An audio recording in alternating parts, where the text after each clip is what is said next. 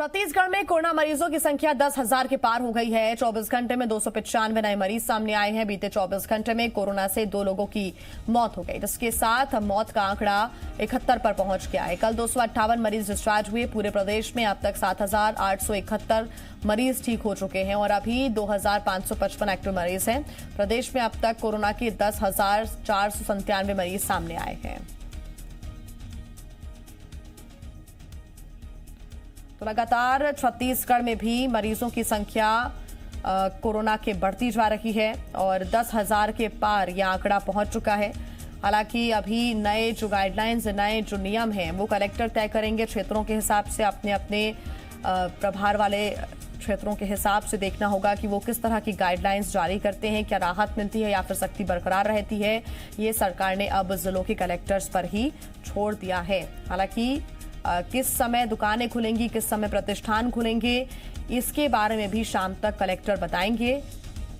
ज्यादा जानकारी के साथ जी मीडिया संवाददाता सत्य प्रकाश हमारे साथ जुड़ गए हैं। सत्य प्रकाश, लगातार केसेस बढ़ते जा रहे हैं और अब लॉकडाउन भी छत्तीसगढ़ में खुल रहा है। अब जो जिलों के कलेक्टर्स हैं वो ये तय करेंगे कि आखिर किन क्षेत्रों में कितनी राहत देनी है।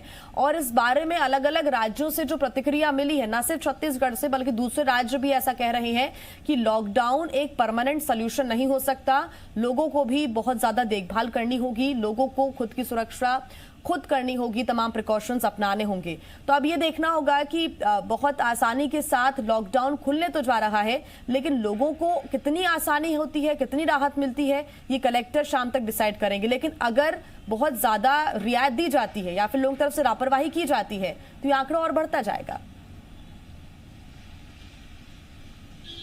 बिल्कुल, देखिए जिया, और जिस तरह से कल ये फैसला हुआ मंत्रियों के साथ, मुख्यमंत्री की जो बैठक हुई थी, जो चर्चा हुई थी उसमें कि लॉकडाउन खोला जाएगा, लेकिन कलेक्टरों के ऊपर ये छोड़ दिया गया कि वो अपने जो जिले हैं उन जिलों में, जिन जिन शहरों में उन्होंने लॉकडाउन लगाया है और सख्ती से उसका पालन करा रहे हैं, वहाँ पे स्थितियों को देखें कि क्या कुछ रियायतें दी जा सकती है और उस हिसाब से वो रियायतें दे, उस हिसाब से वो छूट दे। चाहे दुकान प्रतिष्ठान के खोलने और बंद होने का समय हो, ये तमाम चीज़ें जो हैं वो कलेक्टर तय करें और कलेक्टर आज शाम तक तय भी कर लेंगे और उस बाबत तमाम जो दिशा निर्देश है वो जारी हो जाएगा। और ये मानकर चला जा रहा है कि छूट खासतौर पे किराना दुकान या दूसरे जो व्यवसायी हैं उन्हें दी जाएगी।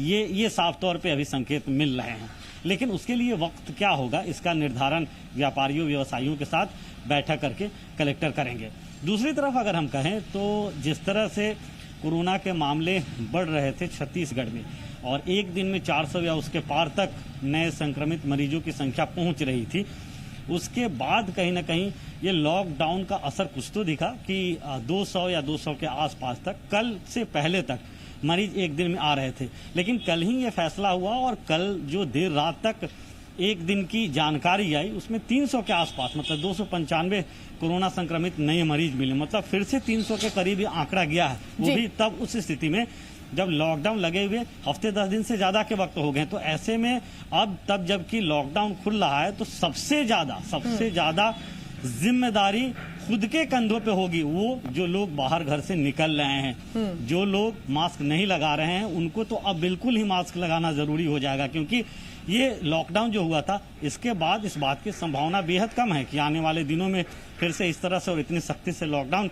लगाने के बाबत सरकार सोचे, क्योंकि आर्थिक गतिविधियां जो है वो लगभग रुक जाती है और ऐसे में सरकार को रेवेन्यू की भी चिंता होती है और ये जरूरी भी होता है क्योंकि सरकार के भी अपने खर्चे होते हैं। लेकिन लोग जो हैं वो ज्यादा संयमित हो, ज्यादा आत्मानुशासित हो, ये अब और ज्यादा जरूरी हो जाएगा।